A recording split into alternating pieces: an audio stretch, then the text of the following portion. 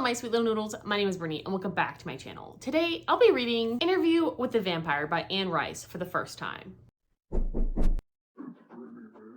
As a lover of the occult, it's kind of shocking that I've not yet read this book, but I was basically forced by one of my friends to go ahead and read this. I met up with her on my California trip back in September, and she forced me into Barnes & Noble, and she told me I had to read this, so I bought it. Now, I do know this is about a vampire named Lestat. That's pretty much all I know about this. I have tried to avoid any spoilers about this, or the movies, or the shows, or whatever we have going on, because I always knew I wanted to read this, I just didn't know when the right time would be. But I guess it's now. Anne Rice is a beloved author, and I could totally see why. I've actually read a lot of her erotic series, Surprise, and I really enjoyed those, but I've never actually read like another novel of hers that doesn't center around erotic stuff. But who's to say this doesn't have erotic stuff in it? I honestly don't know, so don't come for me. I know a lot of people are like absolutely obsessed with Lestat, as is my friend, so I just have to give this a chance and give it a shot and read it and just see how I feel. It's the perfect spooky season to read it, and it just came into my lap. It's one of the only books I've actually bought this year, so I really hope that this is good. I plan on actually reading this copy because I'm very guilty of owning books but then listening to the audiobook or getting the ebook because it's a little bit easier, but I'm gonna read this physically. I will read this in this form. But I'm gonna go ahead and get into this and let you guys know my full thoughts. I'm probably gonna update you guys maybe whenever something crazy happens, but probably around the 50% mark because that's usually when I have enough stuff to talk about, but we will see.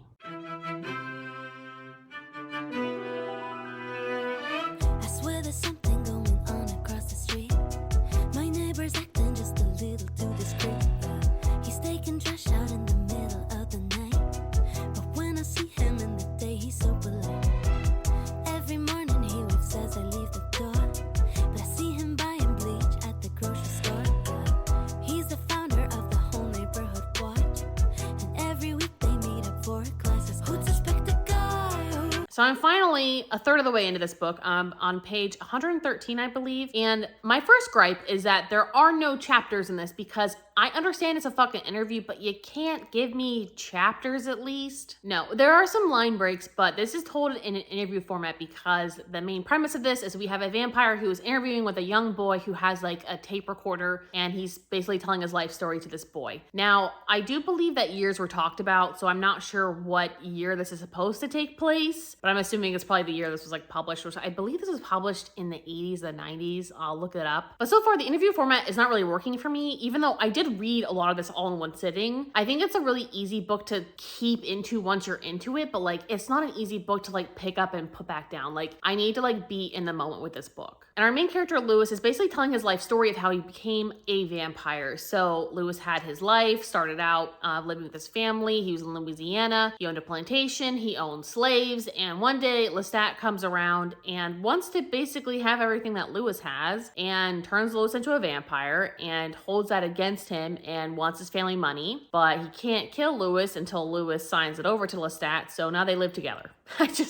That's kind of what I got from all that. Lestat obviously terrorizes every fucking person he feels like because he feeds on humans, while Lewis, as we come to find out, prefers to be like a vegetarian, like Edward Cullen type of vampire where he feeds off of animals instead. And that's pretty cool. I don't really like the problematic elements of this book so far. Again, like I don't really want to root for a guy who owns slaves. It just doesn't really necessarily work for me. I don't know. I'm having a hard time with that in and of itself. But the fact that like Lestat is just such a toxic piece of shit, I don't really understand why people like him so much. I complained to my friend who recommended this book, and she said that number one, our main character Lewis is not a reliable narrator. So that does make sense, and I can respect that, but I'm not sure in what world Lestat would still be like a good character. And she did admit herself that he is still kind of like a villain and she likes those kind of characters, and that's fine, but like everything he does to me is just so incredibly toxic and like spoiled brat behavior. I can't really find anything redeeming in Lestat that I enjoy. I don't understand if everyone's like fawning over Lestat, like dreaming about this man, like drooling. I don't get it. He's quite the turnoff for me as a person. He is just coming off very like a flamboyant ass, and it's just really not vibing. It's like if he were like the cruelest gay man in the world. That's kind of like the vibes I'm getting from Lestat. And it's just like not getting the juices flowing for me, so I just don't really understand like the obsession with that dude. But like all I've ever heard for years is how everyone like is horny for Lestat. I don't agree. I could care less about this dude. Honestly, I'm hoping he dies anytime soon. Like please just like kill this vampire off, because he's constantly using Lewis. and wants to get his family money. And I mean, they still are using his money. He's just like living with him. He even moves in his blind father into his plantation and like makes people take care of his father. It's just, it's just weird. I don't know. It's just not really like vibing with me. It's not like it's not vibing. I just like, I don't understand like the hype for this book. Like I'm just kind of confused like why this is so heavily like loved, because I'm not really caring for any of the fucking characters. Like I kind of could care less. And then another abominable thing that Lestat does is Lewis is out one night and he has to kill somebody in order to live. Like he's like, I'm gonna die unless I kill somebody now before I go to sleep.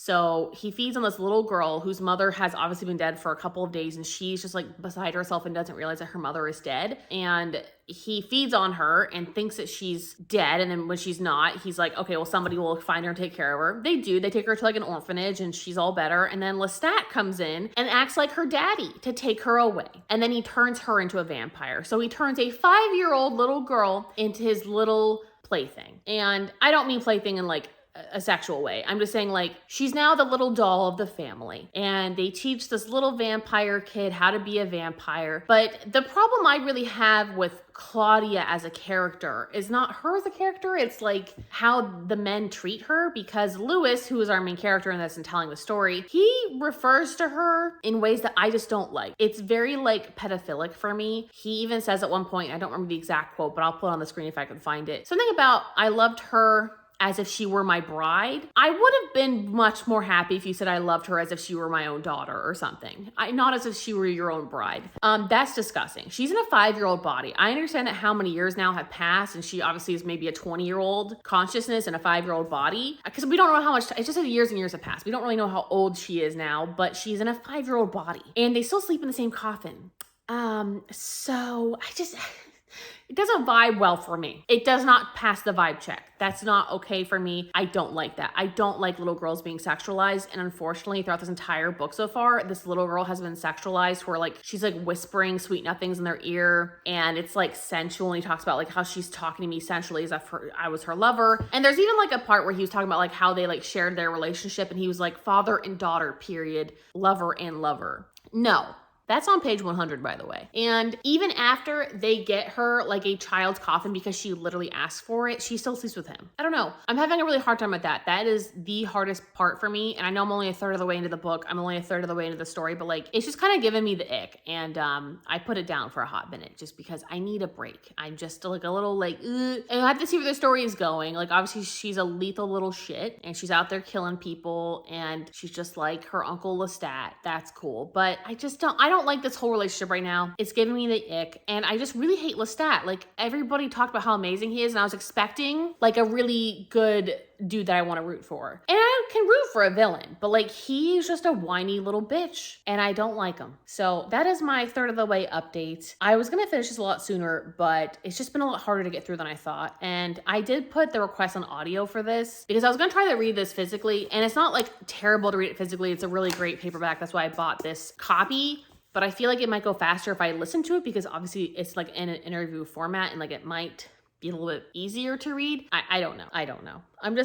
It's not like the 5 stars so far that I was expecting. I was expecting to just absolutely fucking love this because I really do trust my friend's opinion, but we might just like different things, and that's fine. I think that hers might be more nostalgia, like she read it when she was younger, and like sometimes with the things that we read when we're like as a teenager cement themselves in our brains, because I'm just a little bitch for any YA dystopian sci-fi or fantasy. Like, it just always hits harder than any other book for me. I think it's because, you know, I was in the age of like the Twilight and the Hunger Games and the Divergent and like all of these other, like the Maze Runner. Like, those were all the kind of books that like I was really busy reading during that time and just really hit me hard. So I don't know if that's just why I love them so much more than any other book genre, but I think this is kind of her genre. I don't know what I would call this, like vampire, sexy, gothic, droning. I don't know. Anyway, I'll let you guys know when I probably get another third into this, but I don't know what that's gonna be. I thought I was gonna finish this a lot sooner, but I also just haven't been in the reading mood, so I can't entirely blame it on this. And I'm not saying this has put me into a reading slump, but like I'm just feeling very like not into reading right now. Anyway,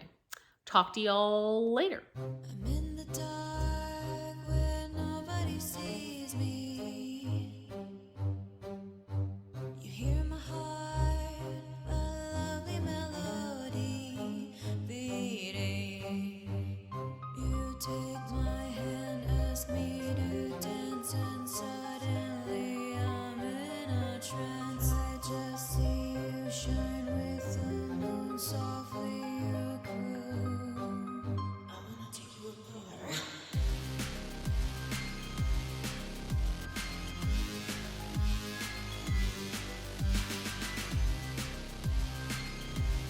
So I made it to part 2, and I want to talk about a couple of things because part 2 is not very far from where I left you, but a couple of important things have happened. Namely, we find out that Claudia has been with him for 65 years now. So that explains, like, there's a very long period of time that they are together. I still don't really like the lovers and brides comparison, but now it seems like they are just like really good best friends and they love each other. So I guess I'm like okay with that. Also, she kills Lestat, and I guess they didn't do it well enough because he comes back and he made another vampire, which was like this musician guy that he was, I don't know if he was feeding off of or he just turned into a vampire at the end. I don't really know, but there was obviously something going on with him and this musician, and they come back at the end to kind of like take revenge. Lo and behold, Louis and Claudia had already like booked a ship to Europe. Also, I'm a little bit shocked that they didn't try to like burn the body. And they do talk about that towards the end of part 1. They're like, well, I don't know why we didn't just burn the body because he says that burning ruins it. And like, listen, also, if I want to get rid of a vampire and he says that obviously you need to be in a fucking coffin before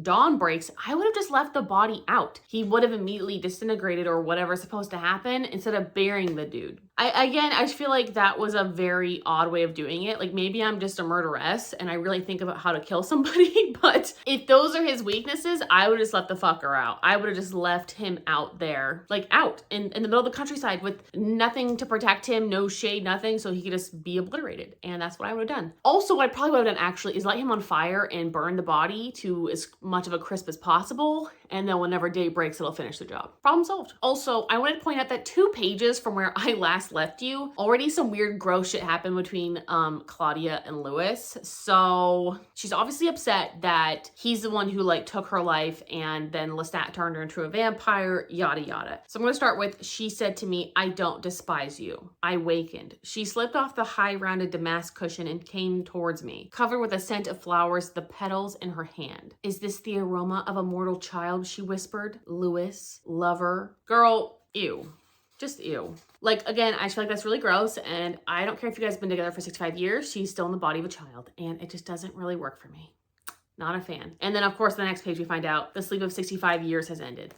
Okay, so that's how we kind of know like what's going on. We're probably sometime in the 1800s now, and now we're on to part 2 where they are on a boat to Europe. And I've only read like a couple pages of part 2, which is, I'm on now page 165. So this is going a lot slower than I anticipated.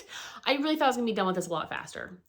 It's just not really that enticing. Like when I'm into it, I can read like a good 50 pages, but like I have to be into it. With how late this reading vlog is and how I wanted to put this out in October, but like it's just not gonna make it. It makes me wanna like put it down, and that sounds terrible, but like I feel like I need to finish this through. I'm not hating it. I just feel like I need to get into this book because sometimes it has some really good points. Like the end of part 1 was like very, very intense and very thrilling and enticing to read. And then there's other points that are just very, very boring and a slog to get through. So I hope that part 2 is more interesting. So far, they're just on the boat and there's a fever that has broken out and there's not a whole lot of rats. So I don't really know what they're going to feed off of. That's interesting. I guess we're going to find out. But I just want to give you guys that quick little update of those few things that have changed that I think is very integral to the story. Still don't like the incesty feeling we got going on. I'm just not a fan. I mean, maybe I'm just looking at it too hard. This was published in 1976, so it was a different time. Ew. So for an update, I am finally to part 3. And in part 2, they were on the boat and they got to parts of Eastern Europe. They went to like Germany, Romania, because they were trying to find their origin. They were trying to find how they were created. And it seems that all they really found was a bunch of like decaying old ass vampires. Like all of them were like in really weird states of decay and were like zombies kind of. And that's literally all that happened in part 2. Like Claudia and Louis literally just went to like discover their origins, and then they decided to go to Paris. So that's what part 3 is going to be. We also get a couple more scenes between Louis and Claudia that reference them being a father and a daughter. So again, do not like the earlier comparisons of Claudia being like a sexualized little 5-year-old, because in the book she's 5. I think in the adaptations she's a lot older. I think she's at least like 10 or something, because it is a little unbelievable that a 5-year-old will be doing some of the things that she does. Like she like arranges their hotel and stuff as soon as they get to Paris, because I just like started part 3. I don't know, a little weird. I just feel like I could not be taking instructions from a 5-year-old.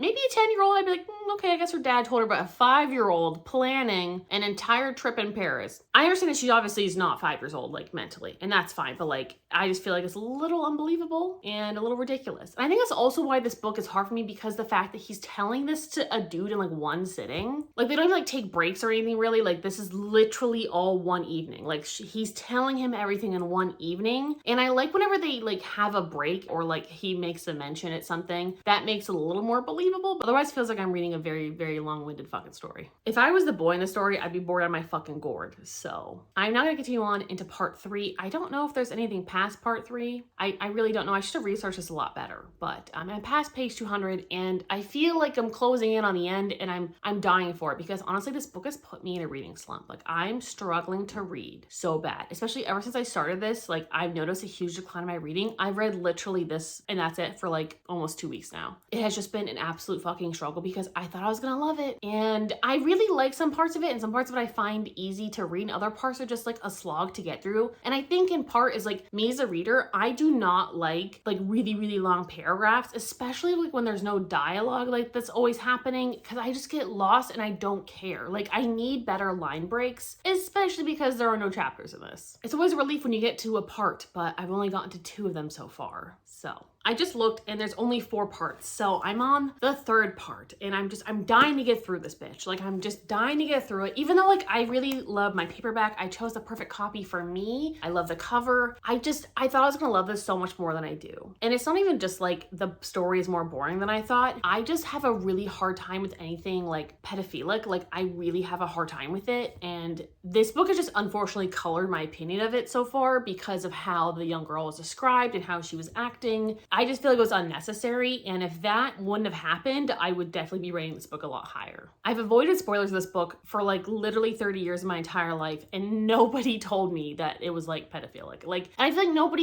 even mentions it. Like, oh, by the way, this is like, you know, a little problematic in here. Just try to like not think about it too much. Nobody said shit. Nobody said shit. So I just feel like I was a little bamboozled by this book. I was just expecting a gay, lovery time between Lestat and Louis, and maybe that's coming at the end, but as of right now, I'm pretty sure Lestat is still dead after they had an altercation in New Orleans when he came back, but I mean, he'll probably come back at the end. I don't know, because I know that there was a sequel to this called Prince Lestat, so I don't know if that was like his story before he died, or if he's not dead. I don't know. Do I really care to find out?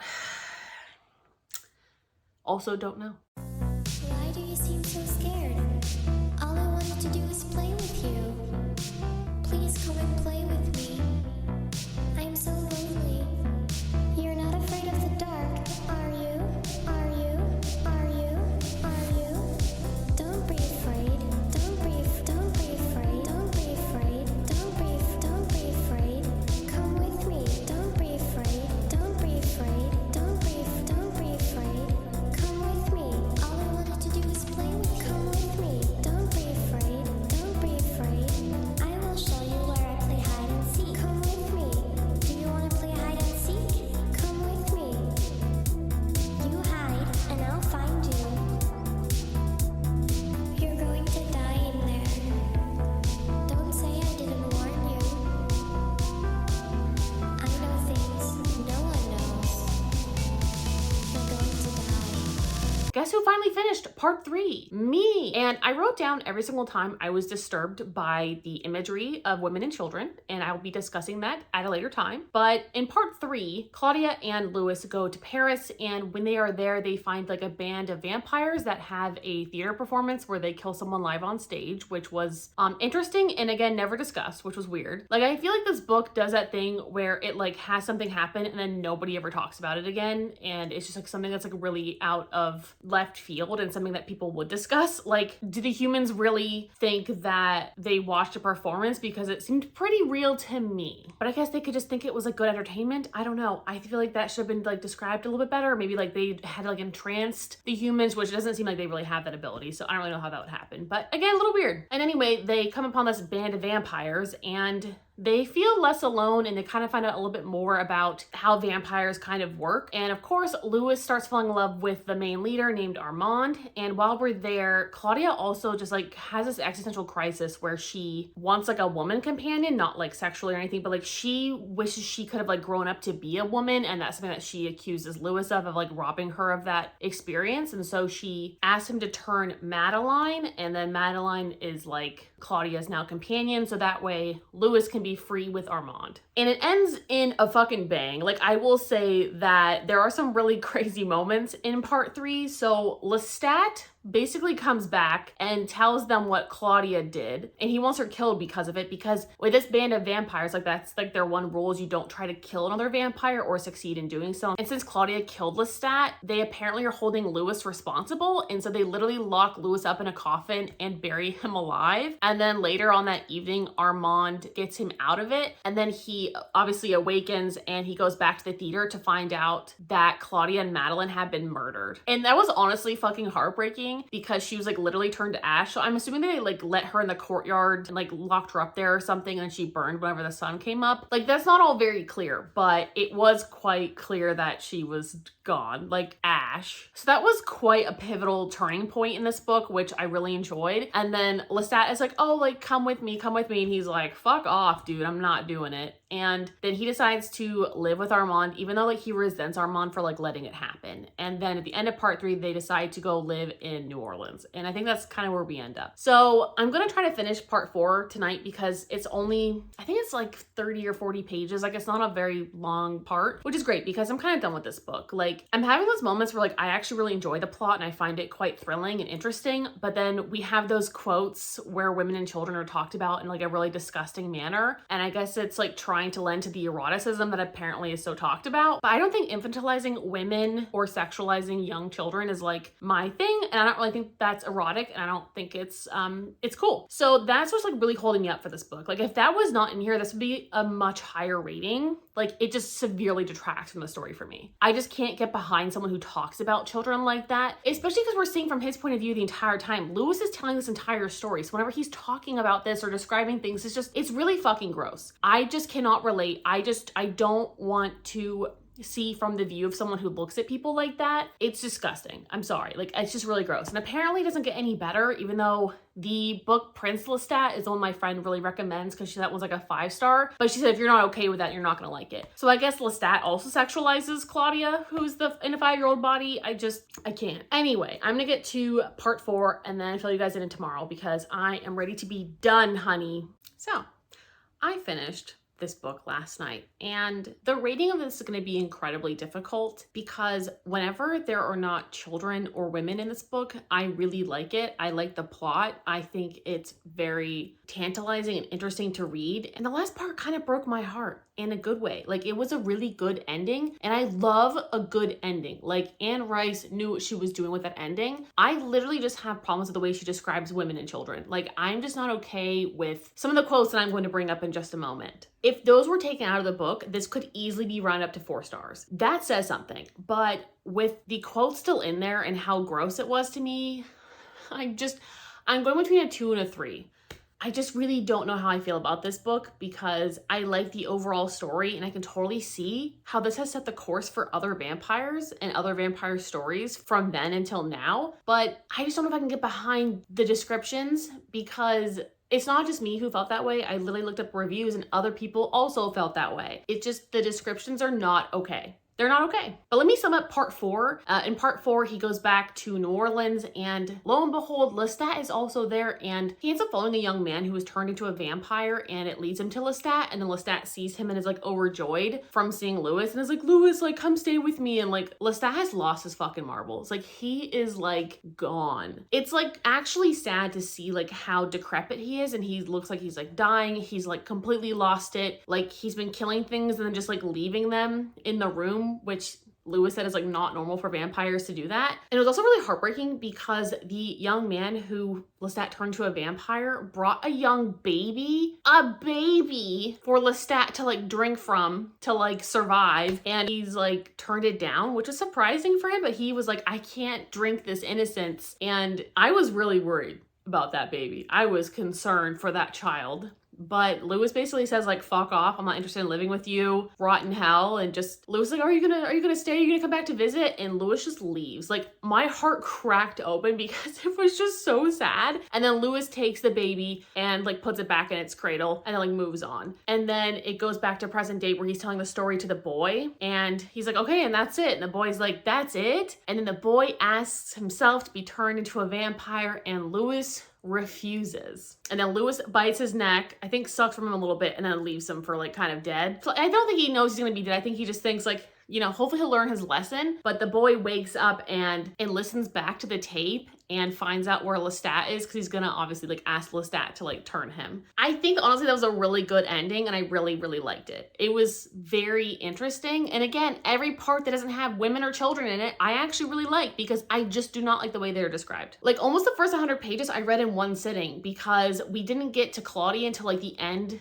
of like 90 something pages. And then I was like, ooh, can't do this. So let me read some quotes to you and you can decide. On page 218, they're in the theater where they are watching that young woman basically get like murdered by vampires on stage and Lewis is describing her. And he says, indeed, she was very like a child, though clearly a full-grown woman. Okay, number one, you're contradicting yourself. You're saying she's like a child and they're saying, but she's like a full-grown woman. So number one, I hate those kind of sentences that make no fucking sense. Number two, you're comparing a full-grown woman to a child. And this is where the book almost lost me. I almost DNF'd because on page 222, they're still talking about the beautiful woman on stage. And basically they're kind of like taking her clothes off and she's going to be completely naked, which is like fine. And he said, and I wanted her, as he was moving in on her, his hand out now for the drawstring of her skirt as she inclined towards him, her head back, the black cloth slipping over her hips over the golden gleam of the hair between her legs. A child's down, that delicate curl, the skirt dropping to her feet.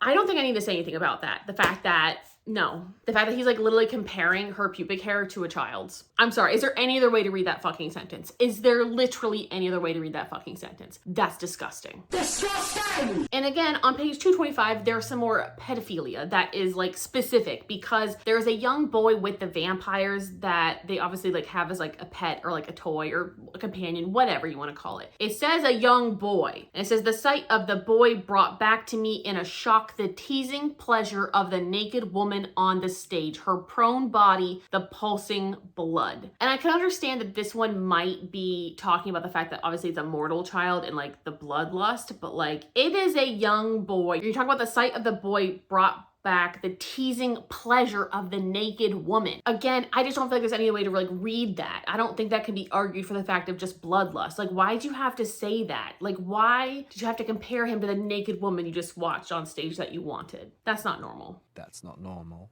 And I think, you know, you should maybe get some help or something. This, oh God.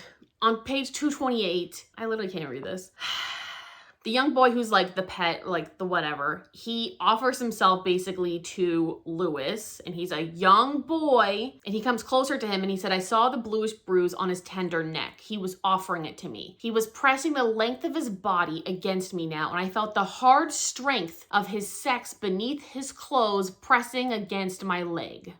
A wretched gasp escaped my lips, but he bent close his lips on what must have been so cold, so lifeless for him. And I sank my teeth into his skin, my body rigid, that hard sex driving against me, and I lifted him in passion off the floor. Wave after wave of his beating heart passed into me as weightless I rocked with him, devouring him, his ecstasy, his conscious pleasure. Even if this young boy is 18, I just find that inappropriate because also you keep using the word young and boy.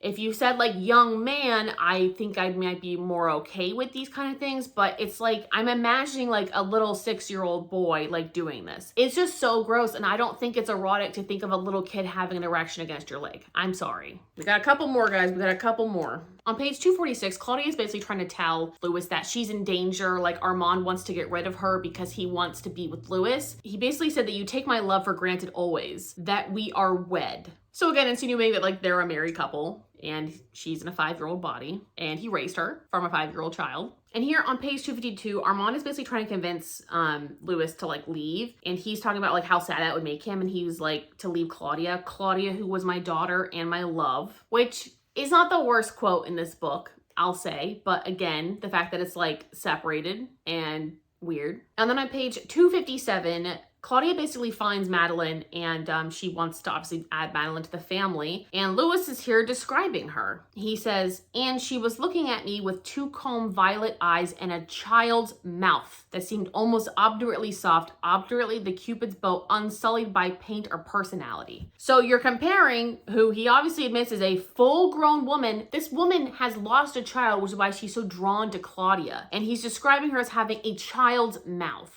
And now on page 265, a very similar thing is again happening where they're talking about like the child that she lost. And he said, I wish I could describe the passion that infected her round features, how her soft baby mouth was distorted. Now, some of the ones toward the end, I guess you could argue are like just ways of describing people. But the fact that he keeps saying mouth, like baby's mouth and child's mouth. A mouth is unfortunately kind of a sexual thing for a lot of people, and that's the first thing I think of, I'm sorry, is like oral sex or something. I just thought it was really fucking weird that you keep describing women this way. And to me, it's not erotic to describe children in any sort of manner like this. So that is why I really don't know how to rate this book. I'm really teetering, but I think I'm gonna have to like feel good with giving this a 2.5 stars. Like it's halfway good. Like this book could be a lot better if it didn't have this like disgusting language in it. If you took out a lot of these moments or you changed the ages of these people to be much older, I literally wouldn't have had a problem with it. I think that people need to be consenting adults who have had the time to like have an adult conscience.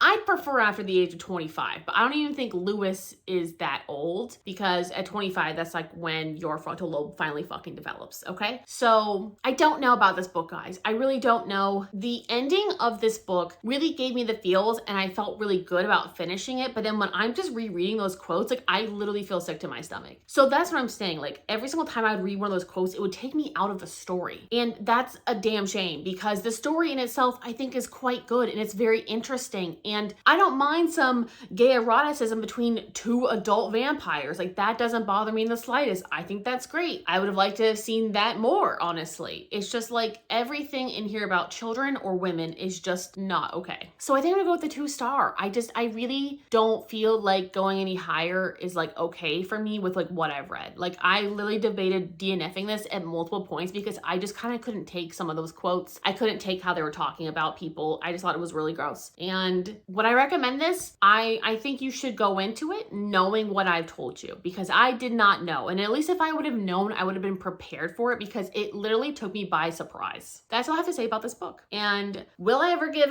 Prince Lestat a try? I don't know because I think my friend also mentioned that that was a thing in there. So I guess both Lewis and Lestat are both hopelessly in love with 5-year-old Claudia Body.